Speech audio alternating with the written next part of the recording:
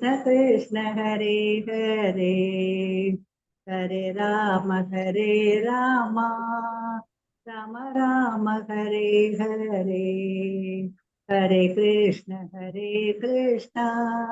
कृष्ण कृष्ण हरे हरे हरे राम राम राम हरे हरे हरे कृष्ण कृष्ण कृष्ण हरे हरे हरे राम राम राम हरे हरे हरे कृष्ण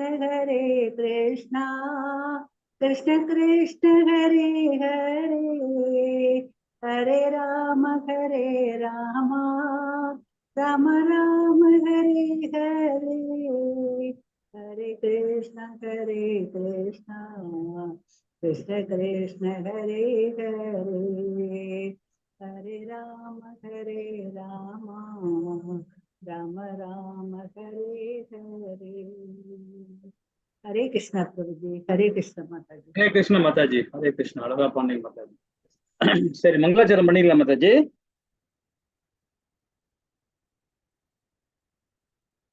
हरे कृष्णा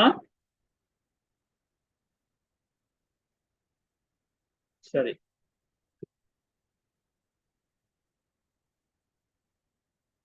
சரி ஆரம்பிச்சலாமா ओम नमो भगवते वासुदेवाय ओम नमो भगवते वासुदेवाय ओम नमो भगवते वासुदेवाय ओम अञ्जानतिमिरान्धस्य ज्ञानाञ्जनये शलाकये सक्तमुक्तिलम्बेन तस्मै गुरुवे नमः श्री चैतन्य मनोभीष्टं भूतले स्वयं रूपकथामायं तदा शिवपतिः हे कृष्णा करुण सिन्धे दीनबन्धे जगत्पते गोपेशा गोपिका कान्ता राधा कान्ता नमस्ते सप्तकाञ्चन गौराङ्गी राधे वृन्दानेश्वरी वसुदेवी प्रियमान्ये हरिप्रिये वाचकल्पतराय पदनानां भावनीये वैष्णवियो नमो नमः जय श्री कृष्ण चैतन्य प्रभु नित्यानंद श्री अद्वैत गदाधर श्रीवासादि गौर भक्त वृंद हरे कृष्णा कृष्ण कृष्ण हरे हरे हरे राम राम राम हरे हरे हरे कृष्णा कृष्ण कृष्ण हरे हरे हरे राम राम राम हरे हरे हरे कृष्णा कृष्ण कृष्ण हरे हरे हरे राम राम राम हरे हरे எல்லாருக்கும் நமஸ்காரம் ஹரே கிருஷ்ணா அத்தியாயம் அதாவது 2 பகவத்கீதையோட சுருக்கம் பார்க்க போறோம் கீதையோட சாரம்சம் பார்க்க போறோம் இன்னைக்கு நாம 45வது பாத்து நம்ம இன்னைக்கு பார்க்க போறோம் ஹரே கிருஷ்ணா அதுல 45வது அந்த ஸ்லோகத்துல பாத்தீங்கன்னா ரொம்ப அழகான இடத்துல நம்ம வந்திருக்கிறோம் அதாவது நம்ம என்னென்ன பார்த்தோம் அப்படின்ற ஒரு சின்ன ஒரு கண்ணோட்டம் பார்த்துடலாம் இல்லைங்களா ஹரே கிருஷ்ணா நெருக்கடியை சமாளித்தல் 1ல இருந்து 10வது பதம் வரைக்கும் நம்ம பார்த்தோம் இல்லைங்களா அதுக்கப்புறம் பார்த்தீங்கன்னா உண்மையான அடையாளம் 11ல இருந்து 30வது அதாவது அதுல ஆத்ம தத்துவத்தையும் சாங்கி தத்துவத்தையும் கலந்தாப்புல கொடுக்குறார் ஆனா அதிகமா கொடுக்கறது இரு கடமைகள் மூலியமாக 31ல இருந்து 53வது பதம் வரைக்கும் நாம இதை பார்க்க போறோம் இரு கடமைகள் இது அப்புறம் நீடித்த சந்தோஷம் அதாவது வர்ணாச தர்மத்தின் மூலியமாகவும் அதாவது தத்துவம் மூலியமாக இந்த 6 விதமான தத்துவங்களிலும் கலந்தாப்புல பகவான் நமக்கு இதுல கொடுக்குறார் 54ல இருந்து 72வது பதம் இருக்கு ரொம்ப அற்புதமான இடம் அதுவும் ஹரே கிருஷ்ணா சரி நாம இன்னைக்கு பார்க்க போறது 45வது பாத்துல நம்ம பார்க்கணும் ஹரே கிருஷ்ணா கிருஷ்ண கிருஷ்ணா ஹரே ஹரே ஹரே ராமா ராம ராம் யாராவது படிக்கிறீங்களா 45வது பதம் ஹரே கிருஷ்ணா हरे कृष्ण हरे कृष्ण हरे कृष्ण माता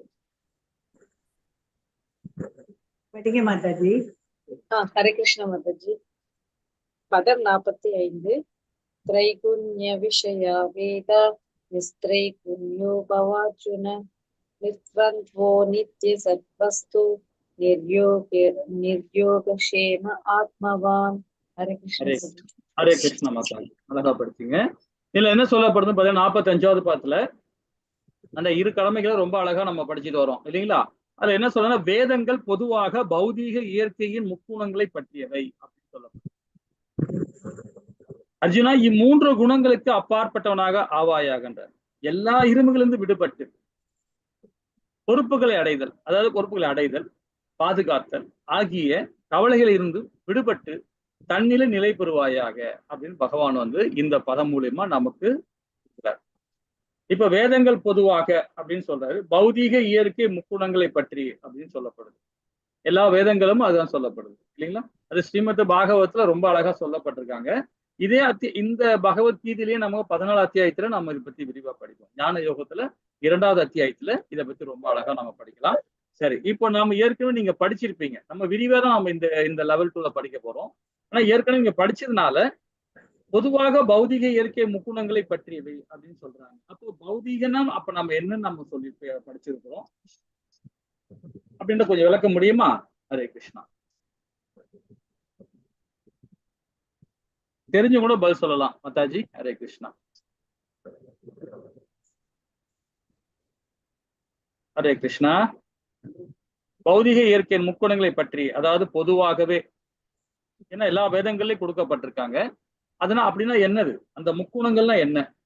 குணங்கள் படிச்சிருக்கீங்களே மாதாஜி, சொல்லுங்க. சச்சித் ஆனந்தம் பிரபு.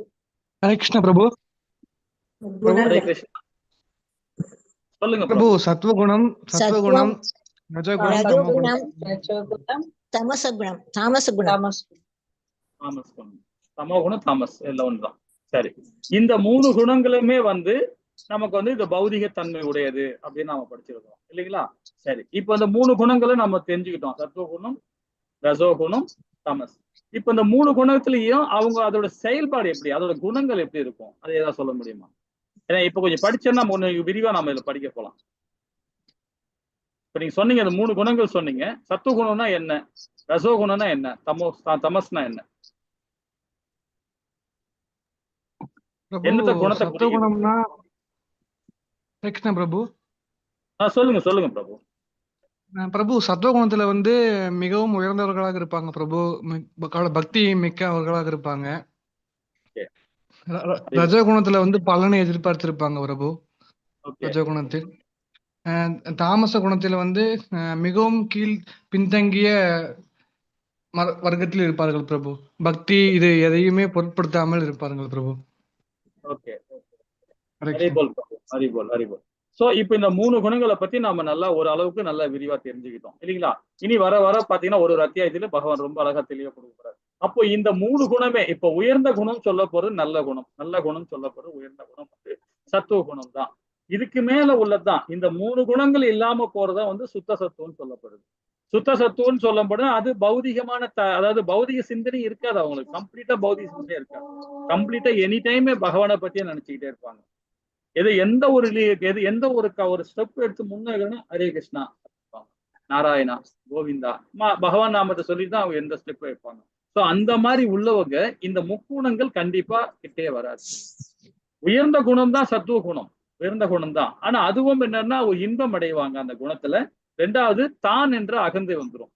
நிறைய வேதங்கள்ல படிப்பாங்க, நிறைய டாக்டர், ஒரு டாக்டரா படிச்சிருக்க பாத்தீங்கன்னா அவரோட விசிட்டிங்கார்லயோ அவரோட நேமுக்கு பின்னாடி பாத்தீங்கன்னா ஏகப்பட்ட நிறைய டிகிரி இருக்கும். அதே டாக்டர் தான் படிச்சிருப்பாரு அவரு, அதுலயே ஏகப்பட்ட டிகிரி முடிச்சிருப்பாரு. அப்போ அந்த மாதிரி படிக்கிறவங்க என்ன ஆகும்னா கொஞ்சம் பெரும்பாலும் இல்ல, நிறைய பேருக்கு 99% வந்து அந்த தான் என்ற அகந்தை வந்து அது வந்து ஏன்னா இது அந்த சத்துவ குணம், அந்த மாதிரி குணம் அது பிராமண குவாலிட்டி தான் அது. ஆனா பிராமண குவாலிட்டியா இருந்தாலும் அந்த குணம் வந்து மகிழ்ச்சி அடைவாங்க. அதனால்தான் அவங்க வந்து இந்த முக்குணங்களே வந்துடுறாங்க. அந்த குணத்துல திடீர்னு என்ன ஆவாங்கன்னா டெம்பர் ஆவாங்க. எப்படின்னா ரசோ குணத்துக்கு போக ஆரம்பிப்பாங்க, திடீர்னு தமஸ்ல போவாங்க. ஸோ இந்த மாதிரி மாறி மாறி இந்த குணத்துல இருந்தாவே அப்ப நாம எப்படி இருக்கணும், சுத்த சத்துவத்துல போகணும். சுத்த சத்துவத்துல மெயின்டைன் பண்ண நம்ம அந்த செயல் பண்ணாதான் நமக்கு வந்து பாத்தீங்கன்னா இந்த முக்குணங்கள் சேராது. அப்போ இந்த பொதுவாகவே பௌதிகமான இயற்கை குணங்களின் பற்றியவை தான் அர்ஜுனா. 3 குணங்களுக்கு அப்பாற்பட்டவனா ஆவாயாகின்றார். இந்த 3 குணமே வந்து நல்ல குணம் கிடையாது. தத்துவ குணம் கூட திடீர்னு அப்படியே மாறிடுவாங்க, கோவப்படுவாங்க சில நேரத்துல, சரிங்களா? ஹரே கிருஷ்ணா. அதுல இருந்து நம்ம தாண்டி வரணும்னு பகவான் சொல்றாரு. எல்லா இருமைகளிலிருந்து விடுபடுன்றார். இருமைகள் சொல்லும் போதே பாத்தீங்கன்னா 2 விதமான மைண்ட் செட்ல வருவாங்க. நீ செய்யலாமா செய்யக்கூடாதா அப்படின்னு நினைப்பாங்க. ஆனா வேதம் என்ன சொல்லுதோ அதுதான் நாம சாரம்சமா இருக்கணும். இது செய்யலாமா செய்யக்கூடாதுன்னும் போது அப்போ நாம வந்து பௌதிகத்துல போயிடுவோம். இதை செய்யணும், நம்மளோட குறிக்கோள் இருக்கணும். அந்த குறிக்கோளோட நம்ம போயிட்டே இருக்கிறது தான் ஆன்மீகம். அதை விட்டுட்டு நாம பௌதிகத்துல இருக்கும் போதுனா இதை செய்யலாமா, இது லாபம் வருமா, நஷ்டம் வருமா, இது செஞ்சா கஷ்டம் வருமா, ஏதாவது நமக்கு நன்மை கிடைக்குமா, அந்த மாதிரி செயல்பாடு போது அது பௌதிகத்துல போயிடும். அப்ப அந்த முக்குணங்கள் நம்மளை வந்து ஆட்டி படைக்க ஆரம்பிச்சிடும். இது லெவல் 3ல வரும்போது தான் நீங்க படிக்க முடியும். இப்ப லெவல் 3 நம்ம கிளாஸ் எடுத்துட்டு இருக்கோம். அதுல பாத்தீங்கன்னா இந்த குணங்களை பத்தி தான் இப்ப நம்ம புக்கே ஒன்று படிச்சுட்டு இருக்கோம். முதல்ல எடுத்தோடனே இந்த குணங்கள் தான் படிக்கிறோம். எது? இந்த மாயத்தை பத்தி தான் படிச்சுட்டு இருக்கோம். சோ என்ன சொன்னா இது அடுத்த லெவலுக்கு வாங்க வந்ததும் இதை பத்தி இன்னும் விரிவா படிக்கலாம். சரி, இரும்பிலிருந்து விடுபட்டு பொறுப்புகளை அடைதல் அப்படின்றார். பாதுகாத்தல் ஆகிய கவலைகளிலிருந்து விடுபட்டு தன்னில் நிலை பெறுவாயாக என்றார். தன்னின் நிலையில் நாம் நிலை பெறணும் இல்லைங்களா? சரி, இந்த அடுத்த பதமும் 46 பதத்துல என்ன படிச்சுட்டு நம்ம இன்னும் பெருவாதிய விளக்கமா படிப்போம். ஹரே கிருஷ்ணா. 46வது பதம் மாதாஜி. ஹரே கிருஷ்ண பிரபு. ஹரே பதம் கிருஷ்ணா. 46. யாவானர்த்த उत्कामे सर्वतः संप्लुतोदके तावान् सर्वेषु वेदेषु ब्राह्मणस्य विजानतः. हरे कृष्ण. ஹரே கிருஷ்ணா மாதாஜி. அழகா படிச்சீங்க. ஹரே கிருஷ்ணா. அதாவது சிறு கணற்றில் பூர்த்தி செய்யப்படும் தேவைகள் அனைத்துமே அதாவது நீர்த்தேக்கத்தால் உடனே பூர்த்தி செய்யப்படும். அதே போலவே வேதங்களின் நோக்கம் எல்லாம் அவற்றுக்கு பின்னால் ஒரு நோக்கங்களை அறிந்தவனால் அடைய பெறும் அப்படின்னு சொல்லப்படுது. இது 2 விதமான சாரம்சம் சொல்லுது. ஒரு சிறு கிணறு இருக்கு, அந்த அதுக்கு தேவையானது அனைத்துமே அதுல பூர்த்தி செய்யப்படுது இல்லைங்களா? அதே அது நிறைய ரொம்ப பெருசா டேம் இருக்கு, ஆறு இருக்கு, ஏரி இருக்கு. அந்த மாதிரி நீர்த்தேக்கத்தை உடனே பூர்த்தி செய்யப்படும் அப்படின்னு 2 விதமான விளக்கம் கொடுக்குறாரு. அதே போலதான் இப்ப அது நம்ம விரிவா பார்க்கலாமே. ஹரே கிருஷ்ணா. கர்மகாண்ட சடங்களை விட்டு விடுங்கள் அப்படின்றது. கர்மகாண்ட சடங்குகள்லாம் விட்டு விடணும். அதே வேதங்களின் அறிவு மிக உயர்ந்த நோக்கம். இப்போ கர்மகாண்ட அப்படின்னு சொல்லப்படுது என்னன்னு நீங்க நினைக்கிறீங்க? கர்மகாண்ட சடங்களை விட்டு விடுங்கள். நம்ம ஏற்கனவே படிச்சிருக்கோம் இதே அத்தியாயத்துல, கொஞ்சம் முன்னாடி நம்ம படிச்சோம். அதாவது சாங்கி தத்துவ மூலியமாக சொல்லப்படுறேன் கர்மகாண்டா முறையில. நீங்க லெவல் 1ல வந்து பாத்தீங்கன்னா 12வது அத்தியாயத்திலும் படிச்சிருப்பீங்க. அதாவது 10, 11, 12 இது 3மே கர்மகாண்டா தான். இது வேதங்களை அறிவுன்னு சொல்லும்போது மிக உயர்ந்த நோக்கம் அது. பகவான் கிருஷ்ண உணர்வை புதுப்பித்துக் கொள்ளுதல். இது வேதங்களை படிக்கணும். இது எப்படி இருக்கும் பாருங்க, ரொம்ப உயர்ந்த ஸ்தானத்துல நம்ம இருக்கோம். அதே நாம குறுகிய வட்டத்துல தான் இருக்கும். இதுவும் ஒரு அதாவது இதுவும் நல்ல ஸ்தானம் தான். எது? கர்மகாண்டா முடியல நாம குறைஞ்சபட்சம் தான் அது குறைஞ்சபட்சம். ஏன்னா 12வது அத்தியாயத்துல பாத்தீங்கன்னா பக்தி யோகத்துல கடைசி அத்தியாயத்துல பகவான் ரொம்ப அழகா கொடுக்குறாரு. அதாவது 8, 9, 10, 11, 12 இந்த 4 பதத்திலுமே வந்து ரொம்ப என்ன கொடுக்குறாரு பாத்தீங்கன்னா, 8ல வந்து என்ன சொல்றாரு பாத்தீங்கன்னா அனனிய பக்தி கொடுங்கன்ற. அனனிய பக்தி கொடுங்க அப்படின்ற. அது அனனிய பக்தின்னு சொல்லும் போது நம்ம என்ன பண்ணோம்? நம்மளுடைய ஞானத்தை, நம்மளுடைய புத்தியை கரெக்டான வழியில செயல்படுத்தணும். மனதை ஒருநிலைப்படுத்தணும். இது ஒருநிலைப்படுத்தி நம்ம வந்து பகவானுக்கு பக்தி செய்யும் போதுதான் அது அனனிய பக்தியில நம்ம கொண்டு போகணும் இல்லையா? அப்பதான் புலனடக்கம் எல்லாமே கண்ட்ரோல் பண்ணும். இது அனனிய பக்தி. அது 8வது அத்தியாயம் சொல்றாரு. 9வது ஸ்லோகத்துல என்ன சொல்றாரு பாத்தீங்கன்னா, அதாவது சாதனா பக்தியை கொடுக்குறாரு. சாதனா பக்தின்னு சொல்லும் போது பாத்தீங்கன்னா அந்த பக்தி எப்படிப்பட்ட பக்தின்னு பாத்தீங்கன்னா ஒழுக்க நெறிமுறைகளை ஃபாலோ பண்ணும். வேத சட்டங்கள் உள்ள ஒழுக்க நெறிமுறையை நம்ம ஃபாலோ பண்ணணும். ஒழுக்க நெறிமுறைன்னு நிறைய இருக்கு அந்த சாதனா பக்தியில. காலையில சீக்கிரமா எழுந்துக்கணும், பகவானுக்கு ஹரிபக்தியோட வேதங்களை படிக்கணும், அவருக்கு பாராயணம் பண்ணணும், மங்களார்த்தி பண்ணணும், அதுக்கப்புறம் பகவானுக்கு பிரசாதம் பண்ணணும், ஹரிநாமத்தை சொல்லணும். இந்த மாதிரி இதெல்லாம் வந்து அந்த காலகட்டத்துக்கு நம்ம கரெக்டா பண்ணணும். சாஸ்திரங்கள் என்ன சொல்லப்பட்டதோ அது பண்ணணும். சரி, அனனிய பக்தியை பண்ண முடியலன்னா பரவாயில்லை, நீ சாதனா பக்தியாவது பண்ணுன்ற. சரி, சாதனா பக்தியை உன்னால பண்ணணும்னா அப்புறம் கர்மகாண்டல்ல வராது. சடங்குகளை நம்ம விட்டுவிட கூடாது. அது என்ன சடங்கு பாத்தீங்கன்னா, கர்மகாண்டத்துல என்ன சொல்ல வர பாத்தீங்கன்னா நிஷ்காம கர்மயோக, சகாம கர்மயோகம். இப்ப நீ அந்த 2 பக்தியை உன்னால கொடுக்க முடியலையா, நிஷ்காம கர்மயோக பக்தியாவது கொடுன்ற. இது கர்மகாண்டத்துல வரும். சகாம கர்மயோகத்திலேயே பண்றியா, அதையும் பண்ண முடியலையா, அதையும் விட்டுடுன்ற. தியான யோகத்தை பண்றியா, அதையும் விடு. இதெல்லாம் கர்மகாண்டம். அப்போ இது வந்து ஒரு குறுகிய வட்டத்துல நம்ம வந்துருவோம். எது? நிஷ்காம கர்மயோக, சகாம கர்மயோக, தியான யோகா, இதெல்லாம் ஒரு குறுகிய வட்டத்துல வந்துரும் இல்லைங்களா? அதே வந்து பாத்தீங்கன்னா 2 பக்தி கொடுக்குறோம் பாரு, முதல்ல 2 பக்தி கொடுக்குறோம் பாத்தீங்களா, அதெல்லாம் வந்து அனனிய பக்தியம், சாதனா பக்தி, இதெல்லாம் வந்து ஒழுக்க நெறிமுறைகள். ரொம்ப அழகா அற்புதமா நாம அதுல படிக்கலாம். அதுதான் வேதங்கள் அறிவு மிக உயர்ந்த நோக்கம். அது எது? இந்த மாதிரி பெரிய பெரிய ஏரி மாதிரி நமக்கு கிணத்து தவளை மாதிரி இருக்கக்கூடாது. அந்த கிணத்து தவளை மாதிரி இல்லாம நாம வெளியே வந்துடணும். வெளியே வந்து நம்ம எப்படி நீர்த்தேக்கத்துல எப்படி கடல் மாதிரி நமக்கு வேதங்கள் கொடுத்துருக்காரு பகவான். அதை ஹரிபக்தியோட நம்ம இருந்து அதை ஃபாலோ பண்ணணும் இல்லைங்களா? ஹரே கிருஷ்ணா. இதுல ஏதாவது டவுட் இருந்தா கூட நீங்க அப்புறம் பொறுமையா கேட்கலாம். ஹரே கிருஷ்ணா. இந்த 47வது படிக்கலாம் மாட்டாஜி. हरे कृष्ण प्रभु जी। कर्मण्ये अधिकारस्ते मा काचन मा कर्म बलहे दुर्भो माते संगोस्त्व कर्मणि। हरे कृष्ण प्रभु जी। ஹரே கிருஷ்ணா மாதாஜி. இதுல வந்து சாங்கிதத்துல இதான் ஒரு முக்கியமான இடம். என்ன சொல்ற பார்த்தீங்கன்னா, உனக்கு விதிக்கப்பட்ட கடமையை செய்ய மட்டுமே உனக்கு அதிகாரம் உண்டு இல்லைங்களா? நமக்கு என்ன இருக்கோ அதுதான் நமக்கு அந்த அதிகாரம். எப்படி அதிகாரம்? உனக்கு விதிக்கப்பட்ட கடமைனா எப்படி நம்ம ஜட்ஜ் பண்ணுவோம்? இதை விரிவா படிப்போம். ஆனால் செயல்களின் பலன்களில் உனக்கு அதிகாரம் இல்லை இல்லைங்களா? உனது செயல்களை விளைவிக்கும் உன்னையே காரணம் ஒருபோதும் எண்ணாதே. கடமையை செய்யாமல் இருக்க ஒருபோதும் பற்றுதல் கொள்ளாதே அப்படின்றார். இதுல பாத்தீங்கன்னா 4 விதமான விளக்கம் கொடுக்குறாரு. ரொம்ப அழகான விளக்கம் இது. 4 விதமான விளக்கம் இல்லைங்களா? அது என்னன்னு பார்ப்போமா? ஹரே கிருஷ்ணா. சரி, இப்போ பற்றுதல் இல்லாமல் கடமையை செய்தல், இது வந்து நம்ம வந்து பார்த்தீங்கன்னா சாங்கி தத்துவத்துல இது ஒரு முக்கியமான இடத்துல வரும். இப்போ நம்ம அதிகாரம் சொல்லும் போது நம்ம உரிமை உணர்வது, நம்மளுடைய உடைமை உரிமை உணர்வு சொல்றோம் பார்த்தீங்களா? அந்த இது அதை நம்ம விட்டு விடணும். நான் என்ற அகந்தை சொல்லும் போது நம்மளுடைய உரிமையை நாம சொல்றோம். அந்த உடைமை உணர்வுல இருந்து விடுபட்டு இருக்கணும். நாம் என்றது நாம் எல்லாமே ஒண்ணுதான். சில பேர் சொல்லுவாங்க நான்னா நாக்கு ஒட்டாது, நாம்னா ஒட்டும், இது மாதிரிலாம் ஒரு டைலாக் எல்லாம் விடுவாங்க. அதெல்லாம் கிடையாது. அந்த நான் என்னாவே நாம் சொன்னாவே போதும். அதுவும் பௌதிகம் தான்.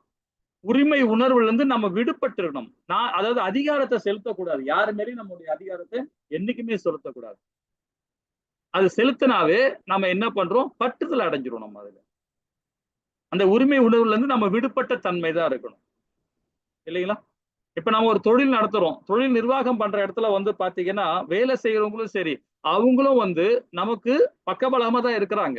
அவங்க அந்த ஒழுங்கான அந்த வேலையை செஞ்சாங்கதான் நமக்கு லாபம் எடுக்க முடியும் இல்லைங்களா? கம்பெனி நிர்வாகம் நல்லா போயிட்டு இருக்கும். இல்ல நான் மட்டும்தான் நிர்வாகி, நான் மட்டும்தான் இது, நான் தான் பணம் போடுறேன், நான் தான் அப்படின்னா அது வந்து பாத்தீங்கன்னா பௌதிகத்துல போயிடும். அப்ப யார் மேல நம்பிக்கை கிடையாது. நம்பிக்கை இல்லாம போறதுனாலதான் வந்து நமக்கு அந்த பிரச்சனை வருது இல்லைங்களா? அந்த உரிமை உணர்வுல நம்ம விடுபட்டு இருக்கணும். இது வந்து வேற அதாவது பௌதிகத்தன்மையை நினைக்கிறவங்கன்னா பிசினஸ்ல வந்து பிசினஸா பார்க்கணும், ஆன்மீகத்தை பார்க்கணும்னா இது கண்டிப்பா கிடையாது. ஆன்மீகத்துல ரொம்ப அழகா தொழில் எப்படி நிர்வாகம் பண்ற கூட சரி அழகா கொடுத்துருக்குறாங்க. ருக்குவேதத்துல ரொம்ப அழகா கொடுத்துருக்குறாங்க தொழில் நிர்வாகம் எப்படி பண்றதுன்னு. சமநிலையோட அதை பண்ணீங்கன்னா 4 ஜென்மத்து வரைக்கும் அது. இதுல ஏன் சொல்ற வர பாத்தீங்கன்னா, நம்ம ரத்தன் டாட்டா இறந்துட்டாரு பாருங்க. அவரோட ஆர்டிக்கல் நான் ஒண்ணு படிச்சேன். அவர் ரொம்ப அழகா சொல்றாரு. என்னோட இந்த லெவலுக்கு நான் வந்ததே வந்து அவருடைய மூதாதையர்கள் வந்து ஸ்ரீமத் பகவத்கீதையை படிச்சு உள்வாங்கி இதை இப்படிதான் வழி நடத்தணும்ன்றத அது ஒரு இடத்துல கோடிட்டு காமிச்சாரு. ரொம்ப அற்புதமான. இன்னைக்கும் பாருங்க அந்த பெரிய நிர்வாகம் ஏன் 4 தலைமுறை போனாலும் இன்னைக்கும் அவ்வளவு ஸ்ட்ராங்கா இருக்கு. காரணம் என்னன்னா இதுதான். ஆன்மீகத்தன்மையோட நம்ம எந்த ஒரு நிர்வாகம் பண்ணோம்னா கண்டிப்பா நம்ம அது 3 தலைமுறை 4 தலைமுறை போகும். அந்த பௌதிகத்தன்மையோட நம்ம செய்யல ஆரம்பிச்சோம்னா அந்த தொழில் அந்த இதோட போயிடும். அடுத்த வருஷமோ அடுத்த 10 வருஷமோ இல்லைன்னா 30 வருஷமோ அந்த பிசினஸ் படுத்துரும். அது சரியா வராது. பௌதிகத்தன்மையோட போயிடும். அப்ப அந்த உரிமை உணர்வு இருக்கக்கூடாது இல்லைங்களா? இதெல்லாம் பாருங்க கம்யூனிசம் இப்ப வந்துதான். ஆனா இது ஒரு 200-150 வருஷம் முன்னாடி இருந்தான். ஆனா அந்த காலத்திலே பகவான் சொல்லிட்டார் எல்லாரும் சரிசமா பாருங்க, சரிசமமாக எடுத்துங்க, அப்பதான் உயர்ந்த நிலைக்கு வரணும். அப்ப அந்த உரிமை உணர்வுல நாம விடுபட்ட தன்மை இருக்கணும் இல்லைங்களா? பலன் மேல் பற்று இருக்கக்கூடாது. பலன் மேல நம்ம பற்று விட அந்த நம்ம செய்கிற பலன் நம்ம பற்று வச்சோம்னா கண்டிப்பா நம்ம வீழ்ச்சி அடையக்கூடிய சூழ்நிலை நமக்கு கிடைக்கும். இது 2வது. 3வது பாயிண்ட், நம்ம பலனுக்கு காரணம் நாம கிடையாது. அது ரொம்ப இம்பார்ட்டன்ட். என்னைக்குமே அது. ஏன்னா இயற்கை, இந்த காற்று, மண்ணு, நெருப்பு, எல்லாமே இந்த பஞ்சபூதங்களே பகவானுடையதான். இந்த உடலே பகவானுடையதான் இல்லைங்களா? இந்த உணவு கொடுக்கறதையும் பகவான் தான் கொடுக்கிறார். இந்த காற்றை கொடுக்கறதும் பகவான் தான் கொடுக்கிறார். அது உள்வாங்குறது நாம நினைச்சுட்டு இருக்கோம். நாம தான் மூச்சை விடுறோம், நாம தான் மூச்சு வெளியே எடுக்கிறோம்னு. கிடையாது. இது எல்லாமே அவர் தான் நம்மளை நம்மளதான் அவர் மூச்சு வாங்கிக்கிறார். இந்த நம்ம ஒரு மூக்கை பிடிச்சிக்கிட்டு நம்ம ஒரு மூக்கை பிடிச்சிக்கிட்டு மூக்கு காத்த உள்ள எடுக்கிறோம், திருப்பி இந்த மூக்குன்னு வெளியே எடுக்கிறோம். இது நம்ம இயற்கையா நம்ம பண்றோம். அது ஏன் பண்றோம் அப்படின்றத நம்ம உணரணும். இதுதான் காயத்ரி மந்திரத்துல ரொம்ப அழகா சொல்லப்பட்டிருக்கு. ரொம்ப அழகா சொல்லப்பட்டிருக்கு. அந்த காற்று எடுக்கிறதுல வந்து பாத்தீங்கன்னா அது அவ்வளவு விஷயங்கள் இருக்கு. இப்ப நாம சாதாரணமா வந்து பாத்தீங்கன்னா ஒரு பேசிட்டு இருக்கும் போதோ நடந்துக்கும் போதோ ஏதோ ஒரு விளையாடி இருக்கும் போதோ ஏதோ ஒரு டைம்ல போனா காத்து உள்ள போறது வெளியே போறது நம்ம ஏதாவது நமக்கு தெரியுமா? உள்ள போற காத்து வெளியே வர காத்து நமக்கு ஏதாவது உணர்றோமா? உணர முடியுதா பாருங்க. மூக்கை பிடிச்சி ஃபூன்னு பண்ணும்போது நான் காத்து வரதை நம்ம உணர பாரோம். நம்ம சாதாரணமா காத்து உள்ள போறது வெளியே போறது நம்மளால அறியவே முடியாது. அதை அறியணும்னா ஹரிபக்தி தான் நமக்கு. அதுதான் 13ஆம் அத்தியாயத்துல ரொம்ப அழகா சொல்றாரு. அன்னமய்யா கோசா பிராணமய்யா கோசா. பிராணமய்யால கோசா அந்த பிராணத்தை எடுக்கும் போதே பகவான் அங்க இருக்கிறார். அதை நம்ம தெரிஞ்சுக்கணும். அது இல்லைங்களா? அப்போ அந்த காத்தை எடுக்கிறதுல கூட நமக்கு அந்த உரிமை இல்லை. சாப்பிடுற உணவை செரிமானம் நாம தான் சொல்றோம். நான் தான் சாப்பிட்டேன், நான் தானே. நீ கிடையவே கிடையாது. உள்ள அக்னி பகவான் இருக்கார் வயிற்றுக்குள்ளாரு. அவர் தான் அந்த செரிமானம் பண்றாரே. நம்ம உள்ளகிற காத்து வெளியே வந்தா கை வச்சு பாருங்க, சூடா இருக்கும் இல்லைங்களா? நமக்குள்ள அந்த பாடி ஹீட் கொடுக்கறது யாரு? ஹரிபக்தியோட இருக்கவர் நம்முடைய அக்னி பகவான் இருக்காரு. இதெல்லாம் 11 அத்தியாயத்துல நம்ம இதை பத்தி விரிவா படிப்போம். ஞான யோகத்துல முதல் அத்தியாயத்துல விரிவா படிப்போம். அப்போ நாம பலனுக்கு காரணமே இல்லை. இந்த காத்தை உள்வாங்கிறதும் சரி, ஒருத்தரை நம்ம கொலை பண்றோம்னு வச்சுக்கலாம், ஒரு ஆள் திட்டுறோம்னு வச்சுக்கலாம், ஒருத்தர அடிக்கிறோம்னு வச்சுக்கலாம், அது நாம கிடையாது. என்னைக்குமே நீங்க புரிஞ்சுங்க, அது நாம கிடையாது. ஆனா பௌதிக தன்மையோட இவர் தான் அந்த ஆளை அடிச்சாரு, இவர் தான் அவரை திட்டினாரு, இவர் தான் அவர் கொலை பண்ணாருன்னு சொல்லிட்டு பௌதிகத்துல சொல்லுவாங்க. ஆனா ஆன்மீகத்துல பாத்தீங்கன்னா உள்வாங்கிட்டுன்னு வச்சுக்கோங்க, அது நாம கிடையவே கிடையாது. அது நல்லா புரிஞ்சுக்கணும். என்னங்க இது அப்படி சொல்றீங்களா? இதுதான் உண்மை. இதை வழி நடத்துறது யார் தெரியுமா? அந்த மாயை. ஆனா நம்ம என்ன தப்பு பண்ண தெரியுங்களா? எடுத்து ஸ்டெப் வச்சோம், அவனை எப்படியாவது நீங்க அடிச்சிடணும் அப்படின்னு எண்ணம் தான் வைப்போம். வாயால சொல்லியிருக்க மாட்டோம். நமக்குள்ள மைண்ட்ல பேசியிருந்திருப்போம். இன்னைக்கு எப்படியாவது அவனை திட்டணும்பா, அவனை இன்னைக்கு கண்டிப்பா அவனை அடிக்கணும்பா, இல்ல அவனை கொலை பண்ணிடணும்பா அப்படின்னு நாம உள்ளுக்குள்ள நாம சொல்லிட்டு இருப்போமே தவிர வெளியே பேச மாட்டான். அந்த திங்க் அந்த நினைப்பு வந்தாவே ஆட்டோமேட்டிக்கா உள்ள வந்துருவான் குணமாய. அந்த மாயை உள்ள வந்துருவா, துர்காதாய் உள்ள வந்துருவா. உள்ள வந்துட்டாள்னா அவ வழி நடத்த ஆரம்பிச்சிருவா. பகவான் நம்மளை எப்படி வழி நடத்துறாரோ அது மாதிரி அவன் நம்மளை வழி நடத்துருவா. நீங்க அந்த எண்ணம் தான் வச்சீங்க, ஆனா செயல்படுத்துறது அவ செயல்பட ஆரம்பிச்சிருவா. அதுதான் பகவான் சொல்றாரு, நம் பலனுக்கு காரணம் நாம கிடையாது. இது நான் சொன்னது எல்லாமே துன்பகரமான காரியம். நல்ல காரியம் செஞ்சா கூட சரி, ஒருத்தனுக்கு தானம் கொடுத்தா கூட சரி, அது உன்னுடையது கிடையாது, அது பகவானுடையது. அந்த நிலையில இருந்தா நம்ம பகவானுக்கு நினைச்சுதான் நம்ம தானம் கொடுக்கணும். இது என்னுடைய பொருள், நான் சம்பாதிச்ச பொருள், என்னுடைய சொத்து, என்னுடைய அடிச்சு நான் கொடுக்குறேன் அப்படின்னு அந்த தான் என்று அகந்து வரும்போது ஆட்டோமேட்டிக்கா நம்ம பற்று. இது பகவான் கொடுத்த செல்வங்கள், எனக்கு அவர் கொடுத்த இது. அதனால அவரை மையப்படுத்தி இந்த தானத்தை நான் கொடுக்குறேன் அப்படின்னு சொல்லி கொடுத்து பாருங்களேன். அதுதான் உத்தம நிலை, அதுதான் ஹரிபக்தி இல்லைங்களா? இது நாம் பலனுக்கு காரணம் இல்லை. நம்ம அந்த பலன் நாம காரணம் கிடையாது. இதுக்கு எல்லாமே பகவான் தான். துன்பம் வந்தாலும் சரி, இன்பம் வந்தாலும் சரி, இது எல்லாத்துக்குமே பகவான் தான் காரணம். ஏன்னா அந்த துன்பத்தை வர கொடுக்கறது யாரு? துர்கா தாய் கொடுக்குறா. துர்கா தாய் ஏன் கொடுக்குறா?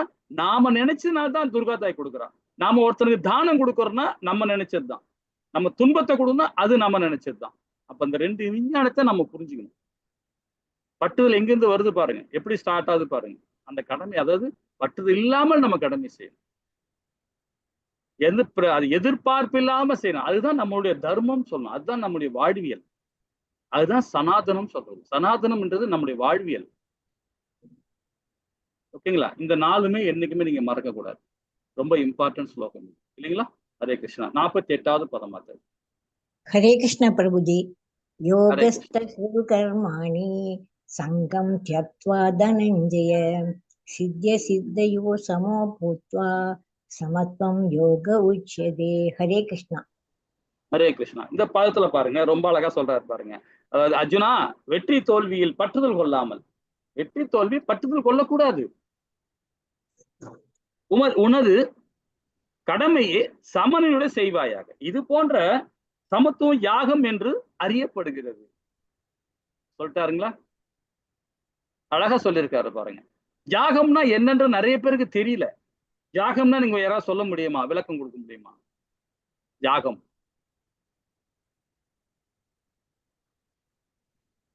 நீங்க லெவல் 1ல படிச்சிருப்பீங்க. 3ஆம் அத்தியாயத்தை படிக்க போறோம். கர்ம யோகத்துல பகவான் கொடுக்கிறார். யாகம்னா என்னன்னு கொடுக்க போறாரு.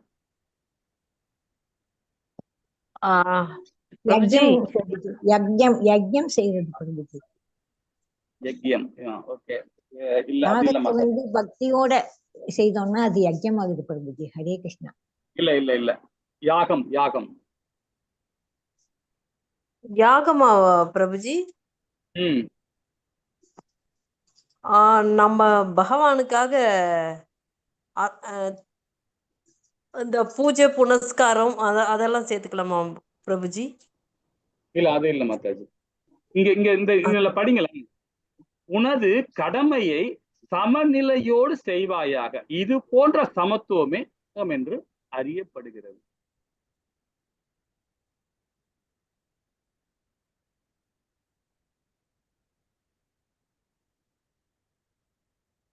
சரி, நானே சொல்லுறேன்.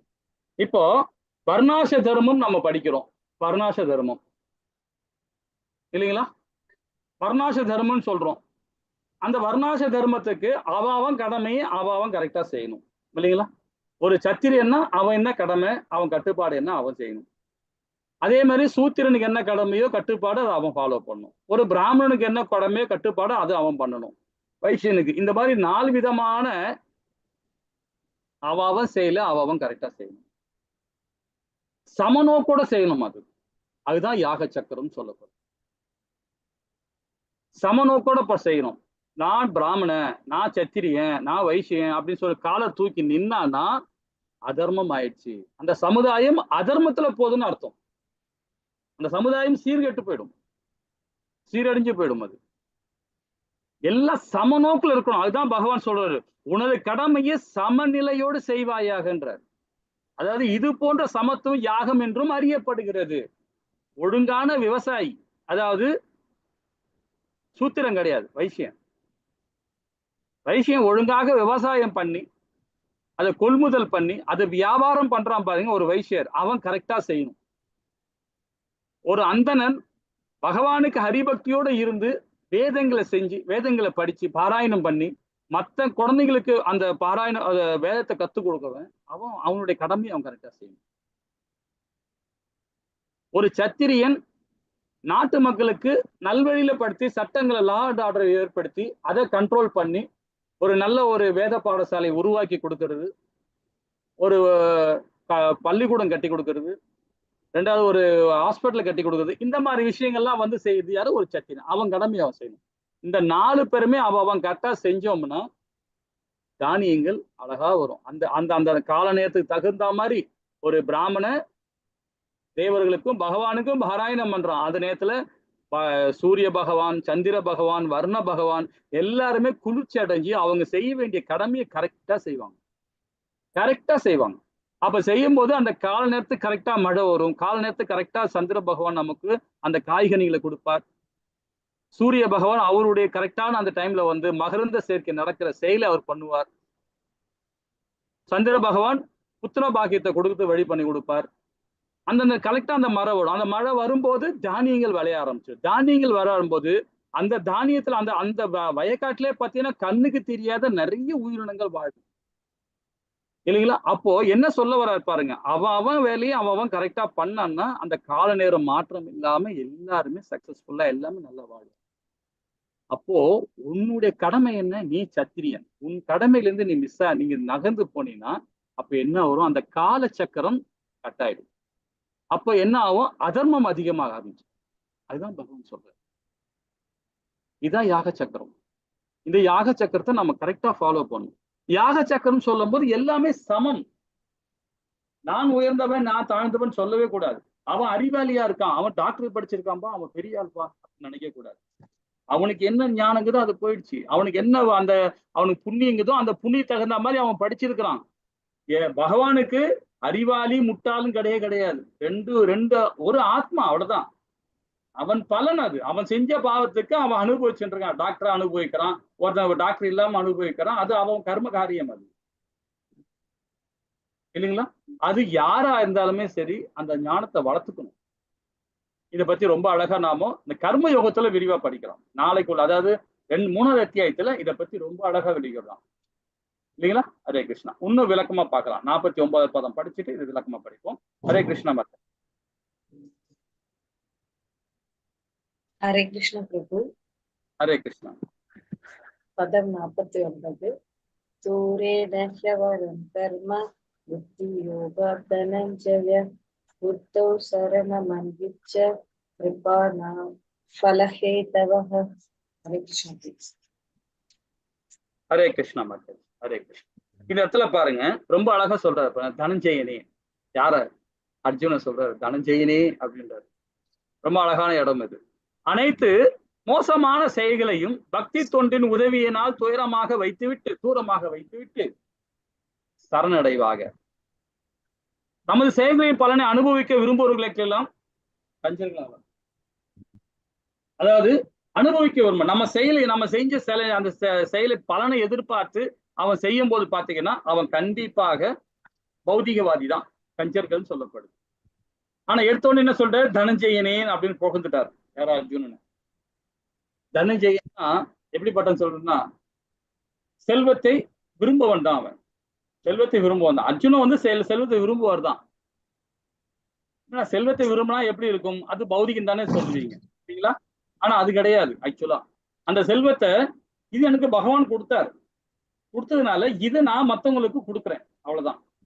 அப்ப கொடுக்க என்ன ஆகும்னா, நமக்கு அந்த செல்வத்தை பகவான் கொடுத்துக்கிட்டே இருக்கிறார். ஏன்னா தேக்கி வைக்கல, நம்ம கிட்ட வீட்டுல வந்து தேக்கி வைக்கல, மண்ணுல போட்டு புதைச்சு வைக்கல, பீரோல போட்டு லாக் பண்ணி வைக்கல. இதை எல்லாருக்கும் நம்ம தானம் கொடுக்குறாரு அர்ஜுனன்.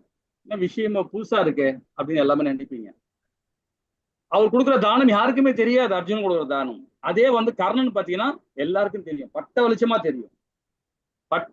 தெரியும் கர்ணன் கொடுக்குறது. ஆனா இவர் கொடுக்க மாட்டார். ஆனா தனஞ்செயனேன்னு அவனுக்கு கர்ணனை தனஞ்செயனேன்னு சொல்ல மாட்டார். ஏன்னா இவன் கொடுக்குற அந்த செல்வத்தை யாருக்குமே தெரியாது, தானத்தை யாருக்குமே தெரியாது. இது எனக்கு பகவான் கொடுத்தாரு அப்படின்னு அந்த ஸ்தானத்துல வச்சான் கொடுப்பான். அதுதான் பகவான் அவனுக்கு தனஞ்செயனேன்னு ரொம்ப அழகான போகிறார். மோசமான மோசமான செயலை பக்தி தோன்றின் உதவியினால் துயரம் விட்டுன்றார், சரணடைவாகன்றார். இது பத்தி விளக்கமா ஒன்னும் படிக்கலாம். உண்மையான யாகம் என்பது நம்ம உன்னுடைய கடமையை பற்றுதல் இல்லாம செய்யணும். அப்ப நம்ம ஏற்கனவே நம்ம பார்த்துட்டோம் சரிங்களா? சரியான யாகத்தின் எப்படி நடந்து கொள்வது, அனைத்து மோசமான செயல்களையும் நிராகரித்து விட்டு பகவானுடைய சரணடையும். இப்ப நாம முன்னாடி எல்லாம் வந்து நம்ம இறந்த காலத்துல பாவம் பண்ணியிருப்போம், பாவம் பண்ணாம இருக்க மாட்டோம், பாவம் பண்ணியிருப்போம். அதை நீங்க பொருட்டாவே எடுத்துக்கூடாது. நீங்க நம்ம ஏதோ தப்பு பண்ணிட்டோம் அப்படின்னு நினைச்சுக்கிட்டே இருந்தீங்கன்னா கண்டிப்பா நிகழ்காலத்தை விட்டுடுவீங்க. அதை நினைச்சுக்கிட்டே இருந்தீங்கன்னா இன்னும் நீங்க தப்பா தான் போயினே இருப்பீங்க. நம்ம தப்பு பண்ணிட்டோம், அதை உணர்ந்துட்டோம், இனி தப்பு வராம இருக்கணும்னா ஹரிபக்தி தான். ஹரிபக்தியோட இருக்கணும். பகவான் கிட்ட சொல்லிக்கலாம். எப்படி சொல்லிக்கலாம்னா, அந்த தவறு நான் செஞ்சுட்டேன், இனி அந்த தவறு செய்ய மாட்டேன், ஹரிபக்தியோட இருந்து நான் வேதத்தை படிக்கிறேன், சாஸ்திரங்களை ஃபாலோ பண்றேன் அப்படின்னு அதை நீங்க ஃபாலோ பண்ண ஆரம்பிச்சிட்டாவே அப்போ அந்த இறந்த காலத்துல செஞ்ச பாவங்கள் எல்லாமே பகவானே அந்த பாவத்தை எடுத்துடுறாரு, அவரே கரைச்சிடுறாரு. இது ருக்குவேதத்துல ரொம்ப அழகா சொல்லப்படுது. இதே பகவத்கீதையிலையும் பகவான் சொல்றாரு, நிகழ்காலத்தை மட்டும் நினைன்றார், எதிர்காலத்தை நினைக்காதன்றார். அப்ப அனைத்து இதில் நிராகரித்து விட்டு பகவானிடம் சரணடையணும் நாம. அதான் சரியான யாகம். இது எந்த ஒரு மார்க்கத்திலையும் சொல்லப்படல. அது நம்மளுடைய சனாத தர்மத்துல ரொம்ப அழகா சொல்லப்பட்டது. நம்ம என்ன செய்யணும், பௌதிகப்பட்டதுல பந்தப்படுத்தும் நம்மள, ஆனால் ஆன்மீகம் பட்டதுல நம்மளுக்கு விடுதலை கொடுக்கும். என்ன காரணம் பாத்தீங்களா, ஆன்மீகவாதிகள் வந்து சிந்தனை எப்படி தெரியுமா இருக்கும், இன்னைக்கு காலையில எழுந்தோமா கோயிலுக்கு போகணும், இல்ல வீட்டுல உட்காந்துட்டு பகவானுக்கு பாராயணம் பண்ணணும், பகவானுக்கு நெய்வேத்தியம் பண்ணி அவருக்கு பசிக்கும் இல்லையா, அவருக்கு சாப்பாடு கொடுக்கணும், அவருக்கு கொடுத்துட்டு அந்த பிரசாதத்தை நாம சாப்பிடணும், ஆபீஸ் போகணும், வேலை பார்க்கணும், வேலை பார்த்து வீட்டுக்கு வரணும், வீட்டுக்கு வந்து திருப்பி ஹரிபக்தியோட பகவானுக்கு செய்யணும். இப்படிதான் அவன் சிந்தனை போயிட்டே இருக்கு.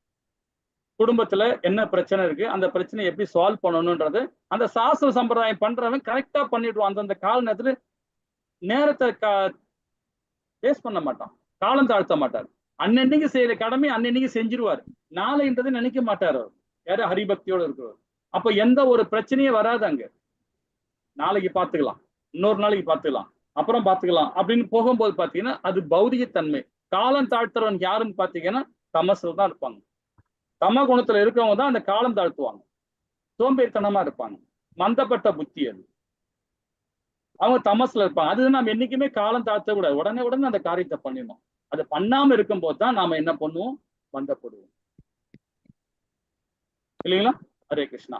அப்புறம் நான் எனது என்ற அதிகாரத்தை நாம் இருக்கவே கூடாது. அது என்னைக்குமே நம்மளை வந்து விழிச்சில கொண்டு போய் விட்டுடும். நான் எனது அப்படின்றது அந்த என்னைக்குமே அந்த சாராம்சம் நம்ம இருக்கவே கூடாது. இருந்ததுன்னா கண்டிப்பா நமக்கு ஆபத்து தான். அதோட விஞ்ஞானம் என்ன? அந்த விஞ்ஞானத்தை நம்ம புரிஞ்சுக்கிட்டா போதும். என்ன விஞ்ஞானம்? இந்த உடலும் பகவானு தான், உத்துற காத்தும் பகவானு தான், இந்த நெருப்பு எல்லாமே பகவானு தான், உணவும் பகவான் தான், எல்லாமே அவருடைய இருக்கும்போது நம்மது ஏது அப்போ? உடலே அவருடைய உடல்னு சொல்றோம். அப்படி எப்படி வேதம் அதானே சொல்லுது, சாஸ்திரம் அதானே சொல்லுது. அப்ப நான் எங்க வந்திருக்கோம் நம்ம அங்க இல்லைங்களா? ஹரே கிருஷ்ணா. சரி, 50வது பதம் என்ன சொல்லுது பாப்போமா? ஹரே கிருஷ்ணா மத்தது. हरे कृष्ण प्रभु।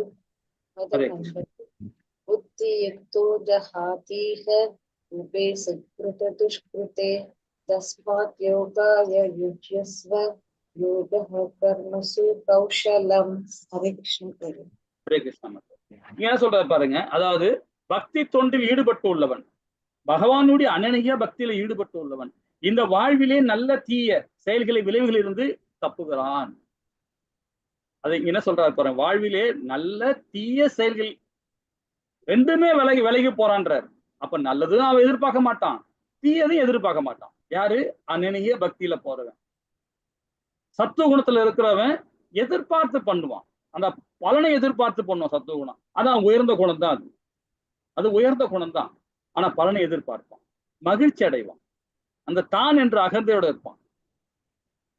அதே வந்து சுத்த சத்துவத்துல போறவன் வந்து பாத்தீங்கன்னா நல்லது நடந்தாலும் சரி தீய நடந்தாலும் சரி அந்த செயல இருந்து விலகி இருப்பான். ஏன்னா இது நான் கிடையாது, நான் பகவானுக்கு ஹரிபக்தியோட இருக்கிறேன், அவரு என்ன வழி நடத்துறார். அந்த எண்ணமே வராது நமக்கு. அந்த பௌதிக தன்மை இருந்தா இது செஞ்சா நல்லது இது செஞ்சா கெட்டதுன்னு என்ன வரும் நமக்கு இல்லைங்களா? அதுதான் அழகா சொல்றவர், பக்தி தொண்டில் ஈடுபட்டு உள்ளவன் இந்த வாழ்விலேயே நல்ல தீய செயல்கள் விளைவுகள் இருந்து தப்புகிறான். நல்லது வந்தோன்னு டக்குன்னு குதிக்கிறது. நம்ம வந்து ஒரு ஏதோ ஒண்ணு பண்ணிட்டோம்னு நினைச்சிங்களேன், ஒரு நமக்கு நன்மைகாரி கிடைச்சுன்னா உடனே சந்தோஷமா இருக்குது. அதே தீய குணம் ஏதோ தப்பு நடந்துச்சு, தவறு நடந்து போச்சு, அப்படி துன்பம் வந்துச்சுன்னா உடனே அப்படியே குருமி போயிடுறோம். ஆஹா என்னப்பா இப்படி எழுந்துக்கிறோமே. அதுதான் காலையில எழுந்துக்கும் போதே என்ன பண்ணணும்னா, இன்னைக்கு என்ன செய்யணும், இன்னைக்கு என்ன பண்ணணும் அப்படின்னு நினைக்காதீங்க. அந்த மாதிரி எண்ணமே வேண்டாம் உங்களுக்கு. என்னங்க ரொம்ப இந்த மாதிரிலாம் பண்றீங்க, எப்படிங்க அது? அப்ப பிசினஸ் பண்றவங்க, தொழில் நிர்வாகம் பண்றவங்க, நாளைக்கு என்ன செய்யணும், சேர்த்து வைக்கணுமே, என்ன பண்ணணும், இப்படி பண்ணா நல்லா இருக்கும், அது கரெக்ட் தான், இல்லைன்னு சொல்லலை நான். காலையில எழுந்துக்கும் போது நம்ம என்ன பண்ண, சில பேர் நிறைய பேர் பாருங்களேன், இன்றைய பொழுது நல்லபடியா பிறக்கணும் அப்படின்னு நினைப்பாங்க. அது மாதிரி நினைக்கவே வேண்டாம். ஹரே கிருஷ்ணா, அவ்வளவுதான், முடிஞ்சிச்சு. பகவான் நாமத்தை சொல்லி எழுந்துங்க. போயிட்டு எல்லாம் காலை கடெல்லாம் முடிச்சுட்டு பகவானு கிட்ட போய் நின்று உட்காந்து பாருங்க, ஹரிநாமத்தை சொல்லி பாருங்க, அன்னைக்கு ஃபுல்லா ஜெயம் தான். இது அனுபவபூர்வமா நான் சொல்லுவேன். நான் அனுபவபூர்வமா அன்னைக்கு ஃபுல்லா உங்களுக்கு நல்லது நடக்கும். நல்லது நடக்க நீங்க நல்லதே நினைப்பீங்க, நல்லதே செஞ்சு நடப்பீங்க இல்லையா? அப்ப அந்த சீயசிலவிலிருந்து தப்புகிறான். எனவே எல்லா செயல்களிலும் சிறந்ததான யாகத்திற்கு பாடுபடுவாயாக. அப்ப அந்த யாகத்திற்காக நாம பாடுபடணும் இல்லைங்களா? இப்ப 51, 52 படிச்சுட்டு நம்ம அழகா விளக்கமா படிப்போம். 51 மாதாஜி. ஹரே கிருஷ்ணா. हरे कृष्ण प्रभु। पदम 51 कर्मजं बुद्धियुक्ता हि फलं त्यक्त्वा मनीषिणः जन्मबन्ध विनिर्मुक्ता पदं गच्छन्त्यनामयम्। ஹரே கிருஷ்ணா மாதாஜி. हरे कृष्ण। ஹரே கிருஷ்ணா. இவ்விதமாக பக்தி தொண்டில் ஈடுபட்டு சிறந்த முனிவர்கள், அதாவது பக்தர்கள், பகவான் நம்மள முனிவர்னு சொல்லிட்டார், ரிஷின்னு சொல்லுவார், மகாத்மான்னு சொல்றார். ஒரு இடத்துல பார்த்தீங்கன்னா பக்தர்கள் எல்லாமே அதை 18 தேதியில நிறைய சொல்லுவார் பகவான், அடிக்கடி சொல்லுவார். 16, 17, 18 எல்லாம் இப்படிதான் சொல்லிட்டு இருப்பார். முனிவர்கள் அதாவது பக்தர்கள் பௌதீக உலகின் செயல்களில் விளைவுகளில் இருந்து தங்களை விடுவித்துக் கொண்டனர். இவ்வழியில் அவர்கள் பிறப்பு இறப்பு பந்தத்திலிருந்து விடுபட்டு எல்லாத்துக்கும் அப்பாற்பட்ட நிலை, அதாவது பகவானுடைய லோகம், அதாவது திரும்பி செல்வது அடைகின்றனர். பகவான் கிட்ட போயிட்டோம்னா நாம திரும்பி இங்க வரப்போறது கிடையாது. மித்த 6 லோகத்திலையும், அந்த உயர் லோகத்துல 6 லோகத்திலையும் போனா கண்டிப்பா நாம திருப்பி இங்கதான் பிறக்கணும். அதே பகவான் லோகத்துக்கு போனோம்னா கண்டிப்பா நாம பிறப்பே கிடையாது. அப்ப பக்தி தோன்றுதான் நமக்கு வசந்தது. அதுதான் என்ன சொல்றதுன்னா, இது 2வது அத்தியாயத்துல படிப்போம் இதை பத்தி. கர்மயோகத்துல ரொம்ப அழகா கொடுக்கும், பக்தி எப்படி கொடுக்கணும்ன்றதே ரொம்ப அழகா கொடுக்கும். நவவித பக்தி, 9 விதமான பக்தி இருக்கு. இதுல பிரகலாத மகாராஜா வந்து ரொம்ப அழகா உபதேசம் பண்ணுவார். ஸ்ரீமத் பாகவத்துல சொல்லப்பட்டிருக்காங்க. சோ அந்த நவவித பக்தியை நம்ம பண்ணணும். இல்ல அது பக்தி தொண்டு. அது இதை பத்தி எல்லாம் விரிவா நாம அடுத்த அத்தியாயத்துல விரிவா படிக்கலாம். பௌதிக உலகின் செயல்களில் விளைவுகளில் இருந்து தங்களை விடுவித்துக் கொண்டன யாரு? அனநிய பக்தியில உள்ளவங்க. இந்த வழியில் நம்ம ஃபாலோ பண்ண ஆரம்பிச்சுக்கன்னா பிறப்பு இறப்பு அந்த பந்தத்திலிருந்து, அது சம்சார கடல், அந்த சம்சார கடல் நம்ம விலைக்கு வந்துடுவோம் இல்லைங்களா? ஹரே கிருஷ்ணா. 52வது பதம் என்ன சொல்றாரு பாப்போமா? ஹரே கிருஷ்ண மாதாஜி. ஹரே கிருஷ்ண பிரபு. பதம் 52. யதா தே மோக கலிலம் புத்திர் யதித விஷ்பயதி ததா கந்தாசி நிர்வேதம் ஸ்ரோதவ்யஸ்ய ஸ்ருதஸ்ய ச. ஹரே கிருஷ்ண பிரபு.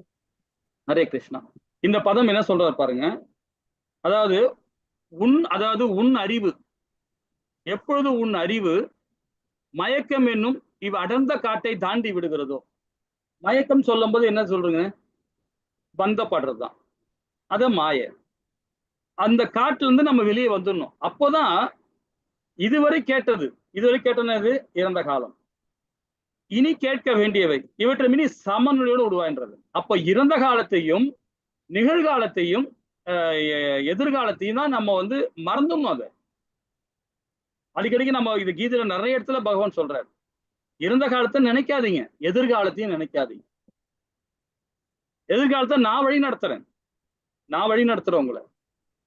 நிகழ்காலத்துல மட்டும் நீங்க கரெக்டா இருங்கன்றார். நிகழ்காலம் போது இப்ப நம்ம இப்ப நம்ம இருக்கிற காலத்துல ஹரிபக்தி தான் நமக்கு ஒரு சந்தோஷம் சொல்ல வர. அப்ப ஹரிபக்தியோட நம்ம இருக்க ஆரம்பிச்சோம்னா நம்மள பகவான் நமக்குள்ளே இருந்து வழி நடத்த ஆரம்பிச்சிருவார். அதுதான் இங்க சொல்றாரு.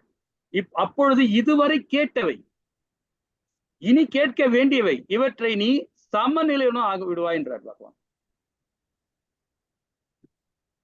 இதோட விஞ்ஞானம் அதுதான். இதுக்கு முன்னாடி நாம எப்படி கேட்டோமோ, என்ன மாதிரி நடந்தோமோ, அதை பத்தி நாம பெருசா எடுத்துக்க வேண்டாம். இன்னும் 53ல இன்னும் அழகா விளக்கம் கொடுக்குறாரு. பாப்போமா? ஹரே கிருஷ்ணா மாதாஜி. 53. ஹரே கிருஷ்ணா பிரபு. பதம் 53. ஸ்ருதி விப்ரதிபன்னாதே யதா ஸ்தாஸ்யதி நிஷ்சலா சமாதாவசலா புத்திஸ் ததா யோகமவாப்ஸ்யசி. ஹரே கிருஷ்ணா பிரபு. ஹரே கிருஷ்ணா. இப்ப இங்க பாத்தீங்கன்னா இதுல ரொம்ப அழகா சொல்றாரு பாருங்க. எப்பொழுது உன் மனம் வேதங்களில் மல சொற்களால் கவரப்படாத நிலை அடைகிறதோ, எப்பொழுது அது தன் உணர்வில் சமாதியில் நிலைத்திருக்கின்றதோ, அப்பொழுது நீ தெய்வீக உணர்வை அடைந்து விட்டவனாய்வாய்ன்றார். நல்லா இந்த வசனம் நல்லா புரிஞ்சு படிச்சேன்னு நல்லா விபரமா புரியும் பாருங்களேன். எப்பொழுது உன் மனம் வேதங்களின் மல சொற்களால் கவரப்படாத நிலை அடைகிறதோ, வேத சொற்கள் சொல்லும் போது பாத்தீங்கன்னா ரொம்ப அழகா ஒரு பதத்திலையும் நமக்கு நிறைய சாராம்சம் பகவான் கொடுக்கிறார். அதே மாதிரி உபநேசங்கள் 108 உபநேசங்கள் இருக்கு. அந்த 108 உபநேசம் நம்ம ஃபாலோ பண்ணவே முடியாது. ரொம்ப கடினமான செயல் அது. அது நிறைய நமக்கு உதாரணம் கொடுப்பாங்க. ஸ்டோரி மூலியமாகவும் கதை மூலியமாகவும் நிறைய கொடுக்குறாங்க. ஆனா அதுல கண்டிப்பா நடத்தவே அந்த இதை ஃபாலோ பண்ண முடியும், யாராலுமே முடியாது. அது கடினமான செயல் தான். அதுதான் ஸ்ரீல பிரபுபாதா சொல்லுவார், வேதங்களை படிக்காதீங்கன்றார். இந்த பகவத்கீதையை மட்டும் படிங்க, கீதையை மட்டும் படிங்க, வேற எதுவுமே படிக்காதீங்க. ஏன் காரணம்னா அவ்வளவு சாராம்சம் இதுல இருக்கு. ஆனா வேதத்துல பாத்தீங்கன்னா உபநேசங்களையும் பாத்தீங்கன்னா நிறைய விதமான அது என்ன சொல்றது, அது இப்ப கவரப்படாத நிலை, அதாவது மல சொற்கள் சொல்லுவாங்க, நம்மள அட்ராக்ட் பண்றது. இது நம்மளை வேதத்திலே இருக்கு, அது ருக்குவேதத்துல நிறைய இருக்கும். ஆனா அது கொஞ்சம் கடினமான செயல். அது நம்ம உட்கார்ந்துக்கிற திசை கூட பாத்தீங்கன்னா இந்த திசைதான் உட்காரணும்னு சொல்லுவோம். ஒரு இடத்துல வேதம் சொல்லுது, நம்ம உட்காந்து ஒரு வார்த்தை பேசுறோம்னா இப்படிதான் பேசணும் அப்படின்னு, இந்த சைட்ல படுக்க கூடாதுன்னு இது உபநேசம் சொல்லப்படுறாங்க. டாய்லெட் வச்சுக்கிற இடம் கூட சரி, டாய்லெட் மலம் கடிக்கிற இடத்த கூட சரி, இந்த திசையில தான் இருக்கணும்னு சொல்லுது. எப்படி உட்காரணும் கூட உபநேசம் சொல்லி கொடுக்குறாங்க. ஸோ இதெல்லாம் பாத்தீங்கன்னா ரொம்ப கடினமா இருக்கும். இன்னைக்கு வாழ்வியல்ல பாத்தீங்கன்னா கலிகாலத்துல 108 உபநேசங்கள்ல 10 உபநேசம் தான் நம்ம இன்னைக்கு ஃபாலோ பண்ண முடியும். நம்மளால எல்லாமே நம்மளை ஃபாலோ பண்ண முடியாது, ரொம்ப கடினமா இருக்கும் செயல். அதுதான் பகவான் சொல்றது. என்ன இது வேதங்கள் மூலியமா சொல்ற, வேதங்களில் மல சொற்களை கவரப்படாத நிலை அடைகிறதோ, அப்ப நம்ம அதை உள்வாங்கிட்டோம்னா அப்ப என்ன பண்ணுவோம் தெரியுமா? ஒரு ஞானி இத வேதங்களை படிச்சு சாஸ்திரங்களை புரிஞ்சு அது நினைக்கும் போது என்ன தொடாதே அப்படின்னு. ஏன்னா அவன் சுத்த சத்துவத்துல இருக்கானோ, என்ன தொடாதே அப்படின்னா. அப்ப தொடாதேன்னு சொல்லும்போது தீண்ட தகாதன்னு ஆயிடுது நம்மள. அப்போ தொட்டா தீட்டு, நான் உடனே குளிக்கணும், நான் திருப்பி நான் வசனம் படிக்கணும், இன்னொரு ஸ்லோகம் படிக்கணும் அப்படின்னு நாங்க ஓடுவாங்க. இது மாதிரி நிறைய அந்த நுணுக்கங்கள் இருக்கு. இது அதுதான் பகவான் சொல்றாரு. ஒரு இடத்துல நேத்தோட மாதாஜி கேட்டாங்க, பிரபுஜி இது எப்படி இருக்கு பிரபுஜி, வேதத்தை நம்ம உள்வாங்கிட்டு நம்ம சாஸ்திர சம்பிரதாயத்தை ஃபாலோ பண்ணிட்டு இருக்கும்போது அப்போ நம்ம பித்ருகளுக்கும் சரி, நம்மள முன்னோர்களுக்கும் சரி, நம்மள வேதம் படிக்கிற நம்ம சமுதாயத்தில் உள்ளவங்க சரி, இதை பத்தி எனக்கு அதெல்லாம் தேவையில்லை அப்படின்னு வருது, எப்படி பிரபுஜி அப்படின்னு கேட்டாங்க நேற்றுக்கு. இதுதான் இந்த விஷயமே. அது இதுதான் விஷயம். நம்ம வேதத்தை உள்வாங்கிட்டு பகவானுடைய பக்தி தொண்டு செஞ்சாவே அந்த வேதம் படிக்கணும் அவசியமே இல்லை. நம்ம முன்னோர்களுக்கு திதி கொடுக்கணும் அவசியமே இல்லை. சன்னியாசி திதி கொடுக்க மாட்டான், தீட்சை வாங்கணும் திதி கொடுக்க மாட்டான். இது ஒரு சாஸ்திரம் இருக்கு. நம்ம பகவானுக்கு ஹரிபக்தியை செய்யறோம், பகவான் பார்த்துப்பாரு, அதை பகவான் செஞ்சிருவார். இருந்தாலும் நம்முடைய சம்பிரதாயத்துல நம்முடைய இதை ஃபாலோ பண்ண சொல்றாங்க. ஆனா வேதம் என்ன சொல்றதுன்னா, தீட்சை வாங்கிட்டீங்கன்னா நம்ம அது பண்ணணும் அவசியமே இல்லை இல்லைங்களா? ஹரிபட்லாம் அதுதான் நாம என்னைக்குமே வேதம் படிக்கிறது நல்லதுதான். நாம நிறைய படிச்சுட்டு பகவத்கீதையை 2 லெவல் 3ஆவது லெவல் 4ஆவது லெவல் போயிட்ட பிறகு அதுக்கப்புறம் நீங்க வேதம் படிங்க, அதுக்கப்புறம் உபநேசம் படிங்க. அப்போ உங்களுக்கு நல்ல புரிதல் இருக்கும், நிறைய விஷயங்கள் நம்ம புரிஞ்சுப்பீங்க. புரிஞ்சுக்கிட்டு ஓ இதுதான் இப்படிதான் செய்ய முடியும், இதைதான் செய்ய முடியும்னு தீர்மானிப்பீங்க. இது இல்லாம நீங்க கீதையை படிக்காம உள்வாங்காம இருந்துட்டு நீங்க வேதம் படிக்க ஆரம்பிச்சீங்கன்னா கண்டிப்பா பிரச்சனை தான், ரொம்ப கடினமா இருக்கும். எந்த ஒரு சம்பிரதாயத்தையும் அதை மாதிரி சொல்லிக் கொடுக்க மாட்டாங்க. இவர் என்ன சொல்றாரு பாருங்க, உன் மனம் வேதங்களில் மல சொற்களால் கவரப்படாத நிலை அடைகிறதோ, எப்பொழுது அது தன்னுணர்வு சமாதி நிலை பெற்று இருக்கின்றதோ அப்பொழுது தெய்வீக உணர்வை அடைந்து இல்லைங்களா? ஹரே கிருஷ்ணா. சரி, 54 என்ன சொல்றாரு பாப்போமா? ஹரே கிருஷ்ணா மாதாஜி. ஹரே கிருஷ்ண பிரபு. அர்ஜுன ஸ்தித பிரஜ்ஞஸ்ய காபாஷ சமாதிஸ்தஸ்ய கேசவ ஸ்திததீஹி கிம் பிராபாஷ்யத கிமாசீதி வ்ரஜேத கிம். ஹரே கிருஷ்ண பிரபு. ஹரே கிருஷ்ணா மாதாஜி. இங்க இடத்துல பாருங்க, இவ்வளவு நேரம் பகவான் ரொம்ப அழகா உபதேசம் பண்ணின்னு வர்றார். இப்ப அர்ஜுனன் பேசுறார். அர்ஜுனன் என்ன சொல்றாரு பாப்போமா? அர்ஜுனன் கொஸ்டின் கேட்கிறார் பகவான் கிட்ட, எனவே நான் தெய்வீக உணர்வில் இவ்வாறு நிலை பெற்றவின் அறிகுறிகள் யாவை, அவனது மொழி என்ன, எவ்வாறு பேசுவான், எப்படி அமருவான், எப்படி நடப்பான். எத்தனை கேள்வி கேட்கிறாரு பாருங்க இல்லைங்களா? தெய்வீக உணர்வு எவ்வாறு நிலை பெறுவான் 1, அறிகுறிகள் யாவை 2, அவனது மொழி என்ன 3, 4 எவ்வாறு பேசுவான் 4, எப்படி அமருவான் 5, எப்படி நடப்பான் 6. இது எப்படி உபநேசங்கள் மூலியமா நம்ம செயல்படும் போது தெரியும். இதுக்கு எல்லாத்துக்கும் விளக்கம் பகவான் ரொம்ப அழகா கொடுக்க போறாரு. இருந்தாலும் நாம முன்னாடி ஒரு விளக்கம் படுத்துவோம். இதே 54வது பாகத்துல 54வது பாகத்துல என்ன சொல்றாரு? ஸ்லோகத்துல அர்ஜுனன் கேட்ட கேள்வினது பகவான் கிருஷ்ணர் பதில்கள் பாருங்க. அவர் குணநலன், அதாவது ஸ்லோகத்துல 55ல சொல்ல போறார். இப்ப நம்ம கொடுக்க போறோம், படிக்க போறோம். அதாவது குணநலன் கொடுக்குறார். அதே மாதிரி எப்படி பேசுவான் 55, 56, 57 எப்படி பேசுவான், புகழ்ச்சி அதாவது இகழ்ச்சி, அன்பு வெறுப்பு எப்படி நடந்து கொள்வான்றத 56, 57ல பகவான் கொடுக்க போறார். எப்படி அமருவான்றது 58, 59ல கொடுக்க போறார். 57, 58. அதாவது எப்படி நடப்பான்றது 64ல இருந்து 71 பிரஜமுனிகள் மூலியமாக நாம இதை படிக்க போறோம். ரொம்ப அழகான அற்புதமான இடத்துல நம்ம வந்திருக்கிறோம். பாப்போமா? அர்ஜுன் நல்ல விதமான கேள்வி கேட்கிறார். அது என்னன்றதை பகவான் ரொம்ப அழகா விளக்கம் கொடுக்க போறார். பார்ப்போம். நான் முன்னாடி படிக்கலாம்னு பார்த்தேன், ஒரு ஸ்லோகம் மூலியமா நம்ம படிப்போம். அதை ஹரே கிருஷ்ணா மாதாஜி. 55. ஹரே கிருஷ்ண பிரபு. மதம் 55. பகவான் உவாச்ச பிரஜஹாதி யதா காமான் சர்வான் பார்த்த மனோகதான் ஆத்மனி ஏவாத்மனா துஷ்ட ஸ்தித பிரஜ்ஞஸ்ததோஷ்யதே. ஹரே கிருஷ்ண பிரபு. ஹரே கிருஷ்ண மாதாஜி.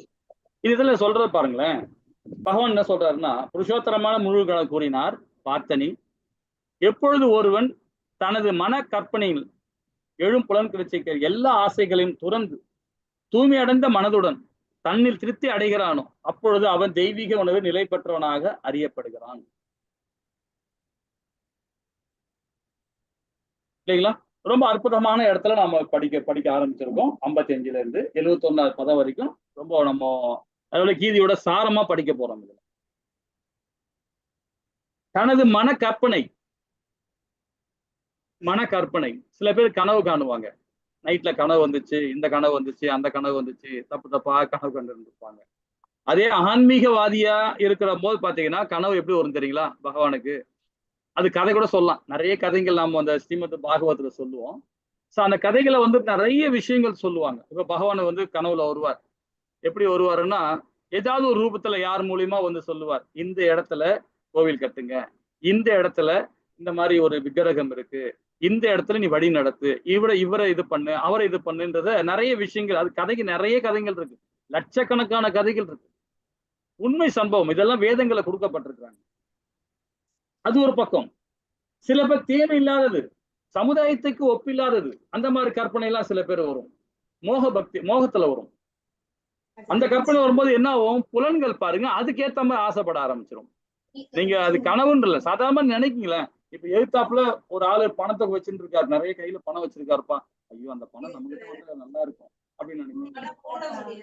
நார்மலா நினைக்கதானே, அது பௌதிகத்தன்மை தானே. ஆஹா இந்த அம்மா அவ்வளவு நகை போட்டுருக்காங்க, எவ்வளவு அழகா இருக்கிறாங்க அப்படின்னு நமக்கு தேவையோட நினைக்க மாட்டோம். நம்ம அந்த நகை தான் நம்ம நல்லா இருக்குமே நினைக்க மாட்டோம். அதனால அழகா இருக்கிறாங்க பாக்கலாம். இத உள்ள வாங்கிட்டீங்கன்னாவே ஆட்டோமேட்டிக்கா கண்ணு பார்த்துச்சு இல்ல, அப்படியே மண்டையில ஹார்ட் டிஸ்க்ல பதிவாயிடும். அதுக்கப்புறம் ஒரு வாட்டி என்ன பண்ணுவாரு, அவர் வீட்டுல அவர் புருஷனோ அவங்க அப்பாவோ யாரோ ஒருத்தர் வீட்டுல உள்ள பெரியவங்க கிட்ட போய் ஏதோ ஒரு விஷயத்துக்கு பண்ணும்போது, டிவியில பார்க்கும் போதோ பேப்பர்ல பார்க்கும் போதோ இந்த நகை அந்த அம்மா போட்டிருந்தது இல்லையா, அது அந்த ஆட்டோமேட்டிக்கா ஹார்ட் டிஸ்க்ல பதிவாயிருக்கு, நம்மளோட மூளையில பதிவாயிருக்கு.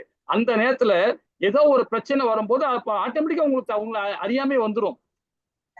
நிறைய பேர் நகைலாம் நிறைய போட்டுன்னு போறாங்க, ஊர்ல எல்லாம் போட்டுன்னு இருக்கிறாங்க, எனக்கு ஒரு நகை கூட இல்லையே அப்படின்னு அந்த ஆதங்கம் வரும். அது நீங்க சொல்லல, உங்க கண்ணால பாத்தீங்களா, இதுதான் புலன்.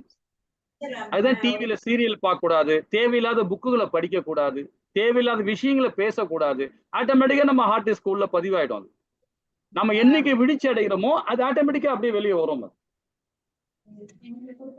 அது எல்லா ஆசைகளும் துறந்திருக்கணும். நாம அது நினைச்சாவே போதும். இந்த புடவை நல்லா இருக்கு, இவர் அழகா ஹேர் கட் பண்ணிருக்காரு, இவர் இப்படி இருக்காரு, அவர் அப்படி இருக்காரு, நம்ம நினைக்க ஆரம்பிச்சாவே ஆட்டோமேட்டிக்கா நம்ம மைண்ட்ல பதிவாயிடும், நம்மள அறியாமே பதிவாயிடும்.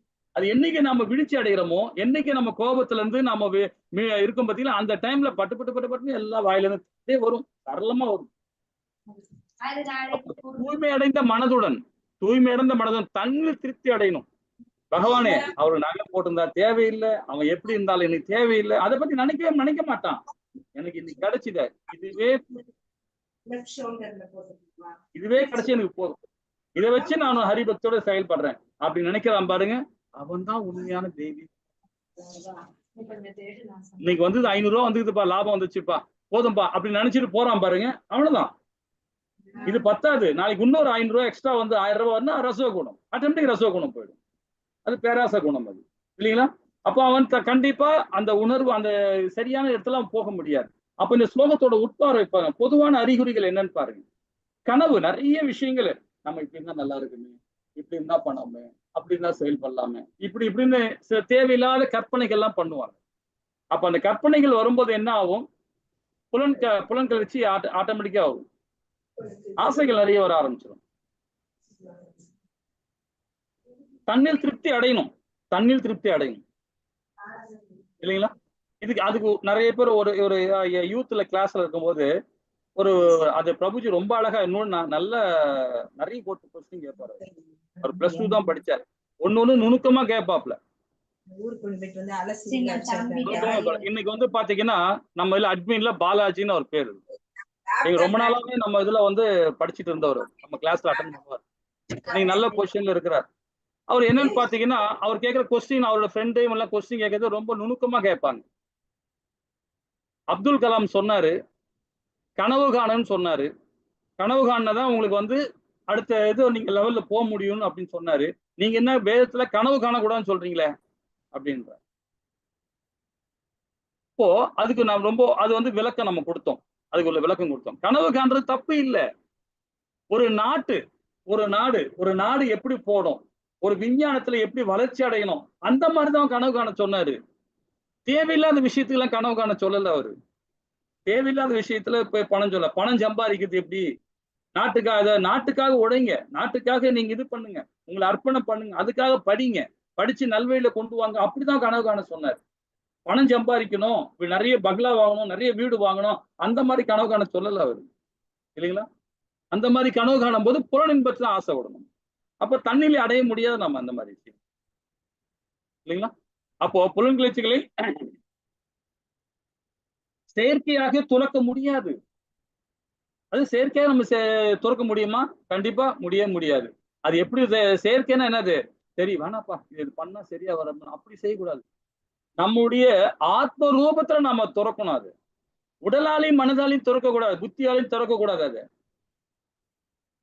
பகவான் கிருஷ்ணர் அந்த பகவானுடைய அவரை மையப்படுத்தி அது செயல்பட்டாதான், அதுல நம்ம முயற்சி எடுத்தாதான் நாம அது அந்த மாதிரி பகவான் ஹரிபக்தியோட நடக்கும்போது ஆட்டோமேட்டிக்கா அந்த எண்ணமே நம்ம வராது போயிடும், இல்லைங்களா? அப்போ நாம அந்த அந்த அதிகமாக ஆசைப்படக்கூடாது. முக்கியமா என்னது? ஆசைப்படக்கூடாது. ஹரிபக்தியோட செயல்பட ஆரம்பிச்சுன்னா அது தானமே அந்த புத்தி வராது, நமக்கு அந்த எண்ணமே வராது. இந்த மாதிரி பகவானுக்கு கீர்த்தனை பண்றது, இந்த மாதிரி நகர கீர்த்தனை பண்றது, நகர வளத்துல போகும்போது, தெரு வழியா போகும்போது இந்த மாதிரி கீர்த்தனை எல்லாம் பண்ணும்போது நம்ம கலந்துக்கணும், இல்லைங்களா? ஹரே கிருஷ்ணா. 56 மாதாஜி. ஹரே கிருஷ்ணா. சுகேஷு மனஹ சுகேஷு விகத்ஸ்ப்ருஹ வீதராக பரிக்ரோத நிருஷ்யதே. ஹரே கிருஷ்ணா. ஹரே கிருஷ்ணா மாதாஜி. அதாவது மூவகை துன்பங்களால் பாதிக்கப்படாத மனமுடையவனும் இன்பத்தில் மிக்க பற்றுதல், பயம், கோபம் இவற்றிலிருந்து விடுபட்டவனும் ஒருவன் இறைத்த மனமுடைய முனிவன் என்றும் இல்லைங்களா? இந்த 3 துன்பங்கள் எது? பற்றுதல், பயம், கோபம். இந்த 3மே நம்மள பந்தப்படுத்தும், இல்லைங்களா? பற்றுதல் இருந்தாவே என்ன ஆகும்? கண்டிப்பா நம்ம பயம் வர ஆரம்பிச்சிடும். இதுக்கு ஒரு விளக்கம் நாம 1வது அத்தியாயத்திலே ஃபர்ஸ்ட் லெவல்லே படிச்சிருக்கிறோம். இது ஒரு கதை கூட சொல்லாமே, ஒரு கதை மூலியமா விரிவா படிக்கலாம். இப்போ ஒரு பக்கத்து வீட்டு மாமி, அவங்க ஒரு சேலை வாங்கிட்டாங்க, ஒரு அழகான சேலை, நல்லா இருக்கு, அந்த சேலை நல்லா அழகா இருக்கு, நல்லா இருக்கு சேலை. அப்ப நாம என்ன பண்ணிட்டோம்? அந்த சேலையை பார்த்துட்டோம், ஆஹா இது நல்லா இருக்கு, எங்க வாங்கினீங்க மாமின்னு கேட்கிறோம். இந்த மாதிரி இந்த இடத்துல டி நகர்ல இந்த கடையில விற்கிது, வாங்கணும் அப்படின்னு. உடனே என்ன பண்ணுவீங்க? ஆம்டாண்ட போய் கொஞ்சம் பணத்தை கொடுங்க, நான் போய் ஆகணும் அப்படின்னு என்ன பண்றீங்க? ஏன்னா அந்த நகை, அந்த புடவை மேல பற்று வந்துடுச்சு, பாசம் வந்துடுச்சு, அந்த வேணும்ன்றது அது வந்துடுச்சாங்க. அப்ப என்ன பண்றீங்க? வீட்டுல பணத்தை கேட்டு வாங்கி போறீங்க, வாங்கிட்டு அந்த சொன்ன கடைக்கு போய் போறீங்க. சொன்ன கடைக்கு போன உடனே மோகம், அந்த புடவை மேல மோகம் வந்துடுச்சு. இப்ப அங்க போன உடனே இந்த சேலையை பாக்குறீங்க, கடையில போய் கேட்கும் போது மீட் பண்ணீங்க,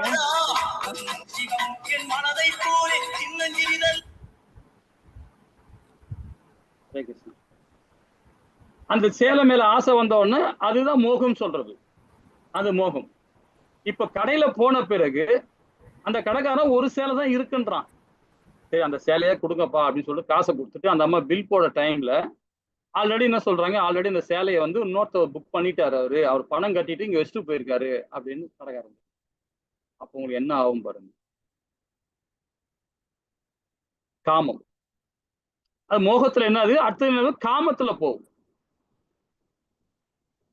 மோகம் காமமா கன்வெர்ட் ஆகுது. அப்ப என்ன ஒன்னா, காமம் வந்த பிறகு இது எப்படியாவது இந்த புடவை அடைஞ்சே ஆகணும். இது நம்ம இன்னைக்கு இந்த டி நகர்ல இந்த கடையில கிடைக்கல, இன்னும் கடையில ஏறுவோம், இன்னும் கடையில வேணும். அப்ப என்ன ஆகுது? காமம் எப்படியாவது அடையணும். அது அந்த இது நம்ம ஆட்டோமேட்டிக்கா அந்த காமத்துல போயிடுவோம். அப்போ 4 கடை 5 கடை ஏறி இறங்கிட்டு என்ன பண்ணுவோம்? ஆட்டோமேட்டிக்கா நமக்கு கோபம் வர ஆரம்பிக்கும். ஆட்டோமேட்டிக்கா நமக்கு கோபம் வந்துடும். மோகமாவது, பற்று மோகமாவது காமமா மாறுது, கன்வெர்ட் ஆகுது, அப்படியே காமமா கன்வெர்ட் ஆகும். அதுக்கப்புறம் என்னது? கோபம் வரும். கோபம் வந்த பிறகு நம்மளோட பேச்சு எல்லாமே மாறிடும். அந்த ஒரு பயம் கலந்த ஒரு உணர்வு வர ஆரம்பிச்சு, கைகள்லாம் உதிர ஆரம்பிச்சிடும். மெயின் இதுதான். இந்த 3மே, பற்றுதல், பயம், கோபம், இது 3மே நமக்கு அது என்னைக்குமே இருக்கக்கூடாது. இருந்ததுனாவே நம்ம கண்டிப்பா விழிச்சு அடைஞ்சோம். இது மூணுமே இல்லாம இருக்கான் பாருங்க, அவன் தான் மகாத்மா, அவன் தான் கர்ம யோகி, அவன் தான் முனி. அதுதான் பகவான் இந்த பாத்திர சொல்றாரு, ரொம்ப அற்புதமா சொல்றாரு. இன்னும் விரிவா பார்ப்போமே இதை பத்தி, சரிங்களா? சில பிரபுபாதா என்ன அழகா இருக்கு, தெய்வீக உணவு நிலை பெற்ற அறிகுறிகள் எப்படி இருக்கும் பாருங்க. துன்பத்திற்கு சமநிலையா இருப்பான். துன்பம் வந்தாலும் சரி, இன்பம் வந்தாலும் சரி, இன்ப துன்பத்துக்கு சமநிலையோட இருப்பான், கவலைப்படவே மாட்டான். அதே மாதிரி பாருங்க, பற்றுதல் பயம் கோபம் விடுபட்டு இருப்பான், அதுல இருந்து விடுபட்டு இருப்பான். எப்படி ஏற்றுக்கொள்வார், நடந்து கொள்வார், நிலைத்த பக்தி தொண்டுல பகவானுடைய அனநிய பக்தியில அவன் போக ஆரம்பிச்சிருவார். அப்போ வெற்றிய தோல்விய பகவான் கிருஷ்ண உணர்வுள்ளவன் பகவானுக்கு சேவை செய்ய வேண்டிய உணர்வில் உறுதியாக நிலை பெற்றுள்ளான். இந்த மாதிரி பகவான் கோவில்ல போய் கீர்த்தனை பண்றது, பாராயணம் பண்றது, அங்க கோவில்ல போய் நம்ம ஹெல்ப் பண்றது, ஸ்ரீமத் பகவத்கீதைய புக்கை தானம் கொடுக்கறது, மற்றவங்களுக்கு அதை தானம் கொடுக்கும் போது இதுல பகவான் சும்மாலாம் தானம் கொடுக்க கூடாது. பகவத்கீதைய புக்கை சும்மா யாருக்கும் தானம் கொடுக்கூடாது, அதை உள்வாங்கிட்டு நம்ம கொடுக்கணும். இந்த அத்தியாயத்துல பகவான் ரொம்ப அழகா இதை கொடுத்துருக்கிறாருங்க. லெவல் இரண்டாவது அத்தியாயத்துல பகவான் இதை சொல்லியிருக்கிறாருங்க, மூன்றாவது அத்தியாயத்துல இதை பத்தி சொல்லியிருக்கிறாருங்க அப்படின்ற தலைப்போட சேர்த்து விளக்கம் கொடுத்து பாருங்களேன். அது கேட்காதனோட சரி கேட்க ஆரம்பிச்சிருவோம். இப்ப உங்களுக்கு நான் சொல்றேன், லெவல் 1ல நீங்க படிச்சிருப்பீங்க. முதல் அத்தியாயம் நம்ம என்ன சொல்லி கொடுக்குது, ரெண்டாவது அத்தியாயம் நம்ம என்ன சொல்லி கொடுக்குது, 3, 4, 6 இந்த கர்ம யோகத்துல பகவான் என்ன சொல்லி கொடுக்குறாரு அப்படின்னு யாராவது சொல்ல முடியுமா? இந்த 6 அத்தியாயம் மட்டும் நீங்க சொல்லுங்க. கர்ம யோகத்துல தலைப்பெல்லாம் சொல்ல வேணாம், முதல் அத்தியாயம் தலைப்பு சொல்லணும், ரெண்டாவது தலைப்பு சொல்ல வேணாம். இந்த 6 அத்தியாயமா கர்ம யோகம், 1ல இருந்து 6 அத்தியாயம் வரைக்கும். அதுல என்ன சொல்றாரு, ஏதாவது ஒரு கரு, நீங்க அதை மட்டும் நீங்க புடிச்சிட்டீங்கன்னா உங்களுக்கு இது அப்படியே அத்துப்படி ஆயிடும். ஏதாவது விளக்க முடியுமா? முதல் அத்தியாயத்துல என்ன சொல்றார், ரெண்டாவது அத்தியாயத்துல என்ன சொல்ல வர்றார், 3ல என்ன சொல்றார்?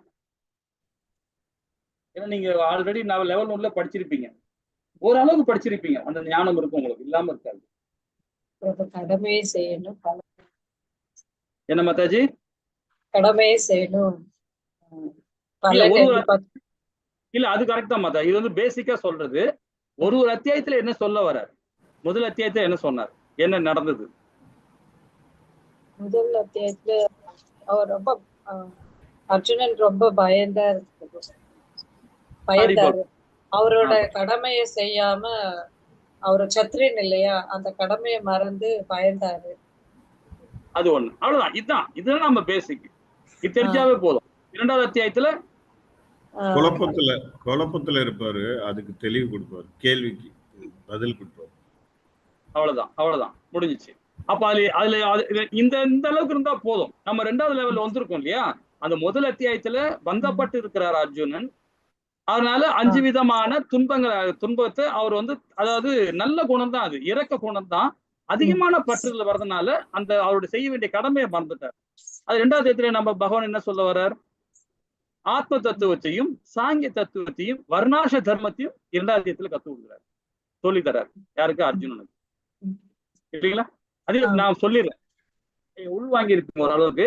3வது அத்தியாயத்துல என்ன சொல்றாரு பாத்தீங்கன்னா, நமக்கு பந்தப்பட்ட வாழ்க்கை வாழ்ந்தோம். முதல் அத்தியாயத்துல நாம தான், அர்ஜுனனை விட்டுருங்க, நம்ம பந்தப்பட்ட வாழ்க்கை வாழ்ந்தோம், அது நான் தவறு அப்படின்னு பகவான் என்ன சொல்றார், கர்ம 2வது அத்தியாயத்துல இப்படிதான் இருக்கணும், ஆத்ம தத்துவம் புரிஞ்சுக்கோ, சாங்கி தத்துவம் புரிஞ்சுக்கோ, வர்ணாச தர்மத்தையும் தெரிஞ்சுக்கோன்னு சொல்லி கத்து கொடுக்குறாரு 2ல.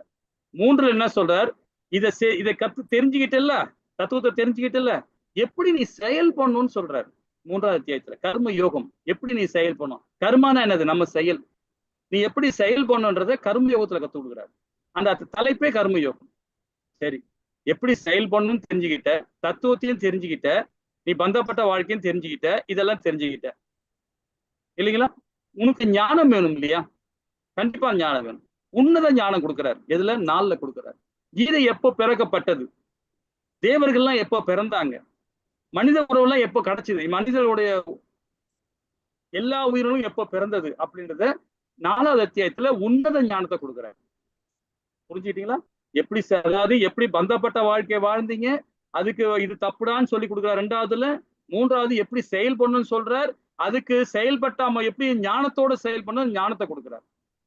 5ல பக்தியை கொடுக்குறார், பக்தி கொடுக்குறார் 5ல. கர்மயோகத்துல பக்தியும் கலந்து கொடுக்குறாரு 5ல. 6ல அஷ்டாங்க யோகத்தை கொடுக்கிறார். கர்ம யோகத்துல நிறைய பேர் என்ன பண்ணுவாங்கன்னா ஜிம்முக்கு போறது, எக்ஸசைஸ் பண்றது, நிறைய இந்த யோகா பயிற்சி எல்லாம் பண்றது. அதுக்கு எந்த ஞானம் வேணும் இல்லையா, அதை கத்து கொடுக்குறாரு அஷ்டாங்க யோகத்துல. எப்படி சமாதி நிலை அடைய முடியும் கர்ம யோகத்துல, நீ எப்படி செயல்பட்டு அடைய முடியும்ன்றதையும் அது எப்படி அப்படின்றது 6வது கொடுக்குறாரு. இது 6மே கர்ம யோகம். பக்தி 5ல கொடுக்கிறார், உன்னத ஞானத்துல 4ல கொடுக்கிறார், கர்ம யோகத்துல எப்படி செயல் பண்ண கொடுக்கிறார், தத்துவத்தை கொடுக்கிறார் 2ல கொடுக்கிறார், நீ பந்தப்பட்ட வாழ்க்கை 1ல கொடுக்கிறார். இதுதான் பேசிக். இதை தெரிஞ்சுக்கிட்டா போதும் பிரபு மாதாஜி, அழகா நீங்க 10 ஆயிடுவீங்க. இதுதான் 7லயும் 7, 8, 9, 10, 12 இது வரைக்கும் என்னது பக்தி யோகம்.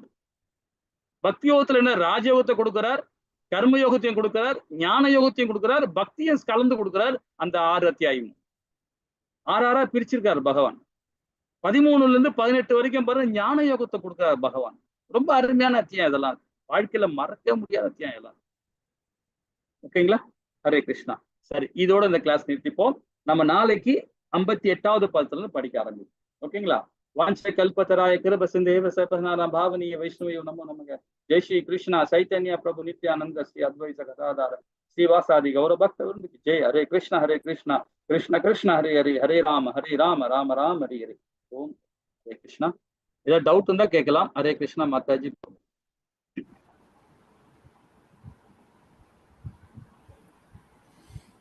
பிரபுஜி சொல்லுங்க பிரபு.